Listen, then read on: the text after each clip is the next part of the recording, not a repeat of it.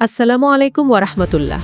দর্শক, বিশ্বের বড় বড় পরাশক্তিরা যখন নিজেদের ক্ষমতা আর আধিপত্য নিয়ে ব্যস্ত, ঠিক সেই সময় মধ্যপ্রাচ্যের আকাশে আবারও ঘনিয়ে উঠছে অশনি সংকেত।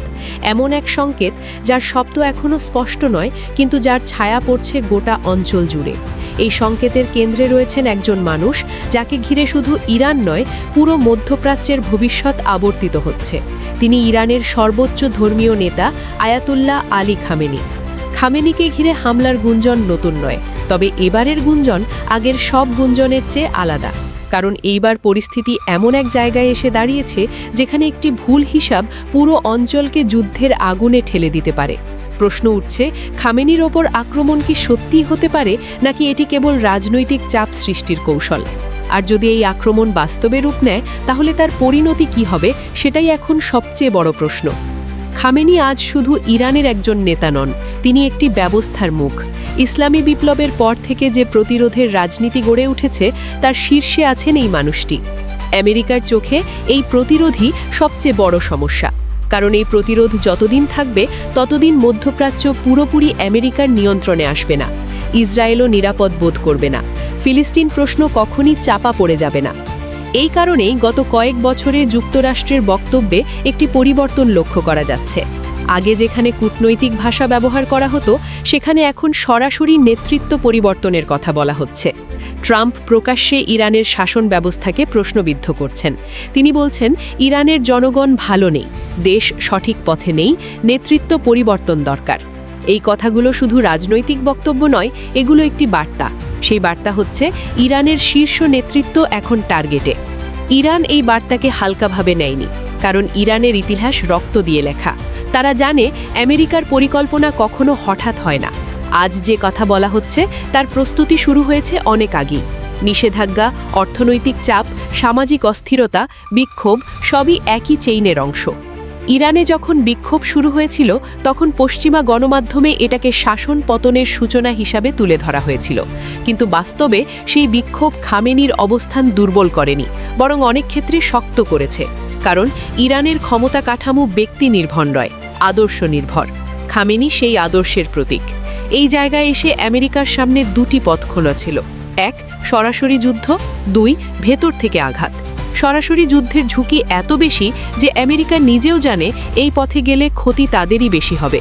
ইরানের সাথে যুদ্ধ মানে শুধু ইরান নয়, পুরো মধ্যপ্রাচ্য জড়িয়ে পড়বে। ইসরায়েল একা টিকবে না, মার্কিন ঘাঁটি নিরাপদ থাকবে না, তেলের বাজার অস্থির হয়ে উঠবে, বিশ্ব অর্থনীতি ধাক্কা খাবে। এই কারণেই সরাসরি যুদ্ধের বদলে সামনে আসছে অন্য পথ। সেই পথ হচ্ছে লক্ষ্যভিত্তিক আঘাত। ইতিহাসে এর উদাহরণ আছে। কাশেম সোলাইমানিকে যেভাবে ড্রোন হামলায় হত্যা করা হয়েছিল, তা এখনও ইরানের মনে গভীর ক্ষত হয়ে আছে। সেই ঘটনার পর থেকেই প্রশ্ন ঘুরে বেড়াচ্ছে, পরবর্তী লক্ষ্য কে? এই প্রেক্ষাপটে খামেনিকে ঘিরে হামলার গুঞ্জন নতুন মাত্রা পাচ্ছে। কখনো বলা হচ্ছে গুপ্ত হত্যা, কখনো ড্রোন হামলা, কখনো আবার অপহরণের আশঙ্কা।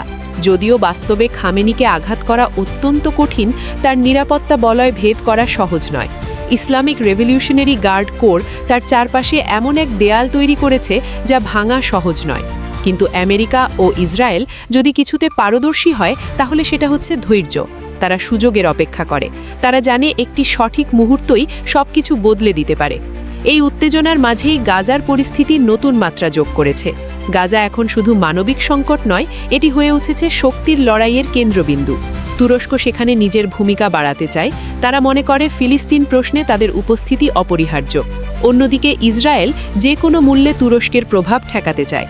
এই টানাপড়নে যুক্তরাষ্ট্র নিজেকে মধ্যস্থতাকারী হিসাবে দেখাতে চাইলেও বাস্তবে তারা নিজেদের স্বার্থই আগে দেখে। তুরস্ক, কাতার, ইসরায়েল সবাই এই খেলায় নিজেদের অবস্থান শক্ত করার চেষ্টা করছে। আর এই পুরো খেলায় ইরান একটি নীরব কিন্তু শক্ত অবস্থানে আছে। খামেনি যতদিন আছেন, ততদিন এই শক্তির ভারসাম্য পুরোপুরি ভেঙে পড়বে না। কিন্তু তিনি যদি সরিয়ে দেওয়া হন, তাহলে মধ্যপ্রাচ্যে যে শূন্যতা তৈরি হবে, তা পূরণ করবে শক্তি, নীতি নয়। সেই শক্তি কার হাতে যাবে, তা বুঝতে খুব বেশি কষ্ট হয় না। এই কারণেই ইরানের প্রেসিডেন্ট স্পষ্ট ভাষায় বলেছেন, খামেনির ওপর আঘাত মানে পূর্ণাঙ্গ যুদ্ধ। এটি কোনো আবেগী বক্তব্য নয়, এটি একটি সতর্ক বার্তা। ইরান জানে এই যুদ্ধ শুধু তাদের বিরুদ্ধে নয়, পুরো প্রতিরোধ ব্যবস্থার বিরুদ্ধে। মধ্যপ্রাচ্যের ইতিহাস সাক্ষী, যখনই এমন কোনো নেতা সরিয়ে দেওয়া হয়েছে তখন সেই অঞ্চলে শান্তি আসেনি, বরং আরও বেশি রক্ত ঝরেছে। লিবিয়া আজও তার উদাহরণ, ইরাক আজও তার উদাহরণ। দর্শক, আমরা এমন এক সময়ে দাঁড়িয়ে আছি যেখানে প্রতিটি দিন গুরুত্বপূর্ণ, প্রতিটি বক্তব্য গুরুত্বপূর্ণ, প্রতিটি নীরবতাও গুরুত্বপূর্ণ। খামেনিকে ঘিরে যে গুঞ্জন, তা শুধু একজন মানুষকে ঘিরে নয়, এটি একটি যুগের ভবিষ্যৎ নির্ধারণের প্রশ্ন। পরিস্থিতি কোন দিকে যাবে তা এখনও নিশ্চিত নয়, কিন্তু এটুকু নিশ্চিত, মধ্যপ্রাচ্য আর আগের মতো থাকবে না। ইতিহাস আবারও নতুন মোড় নিতে চলেছে, আর সেই ইতিহাসের পাতায় কী লেখা হবে তা নির্ভর করছে আজকের এই অস্থির সময়ের ওপর। এই ছিল বাস্তবতার গল্প। সত্যের পাশে থাকুন, সময়ই বলে দেবে সামনে কী অপেক্ষা করছে। আল্লাহ হাফেজ।